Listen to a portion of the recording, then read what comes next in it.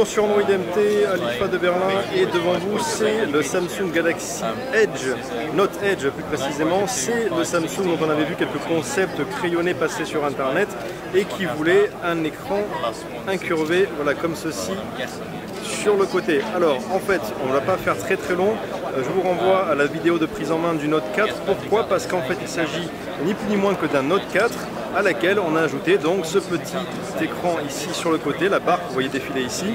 L'intérêt de cette barre c'est de pouvoir la personnaliser, voilà, pour afficher un peu ce que vous voulez. Donc on a des news, un fil d'actualité tout simplement, des raccourcis vers des applications.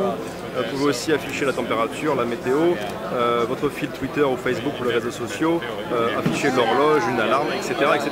Voilà, vous l'aurez compris, l'idée en fait c'est de débarrasser l'écran principal de la barre de navigation et des icônes qui peuvent l'encombrer. Alors voilà, à l'usage, est-ce que on n'aurait pas peur peut-être d'appuyer sur une des applications qui sont présentes sur le bord uniquement en serrant dans ses mains? Là visiblement vous voyez que ce n'est pas le cas, je peux serrer assez fort là ici, ça n'enclenche pas le lancement de l'application.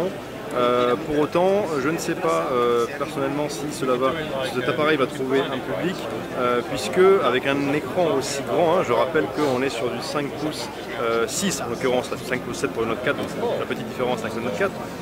Donc 5 pouces 6 c'était quand même très grand, donc est-ce qu'il y a vraiment nécessité de gagner de la place? Et pour l'instant, comme le produit reste assez jeune, en termes de développement d'applications compatibles avec cette petite barre de notification, il n'y a pas beaucoup de choses possibles à faire avec, donc pas beaucoup d'exploitation de cette nouvelle surface d'écran. Voilà pour le Galaxy Note Edge.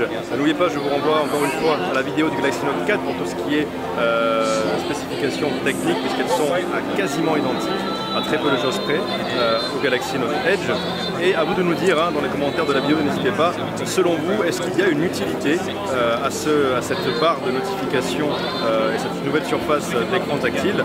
Sachez quand même pour l'anecdote que le SDK, donc le programme pour les développeurs, a déjà été mis en ligne afin qu'ils puissent rendre leurs applications ou en créer d'autres compatibles avec la nouvelle surface d'écran du Galaxy Note Edge. Restez branchés sur Android MT, on revient avec d'autres prises en main lors de cette IFA de Berlin 2014.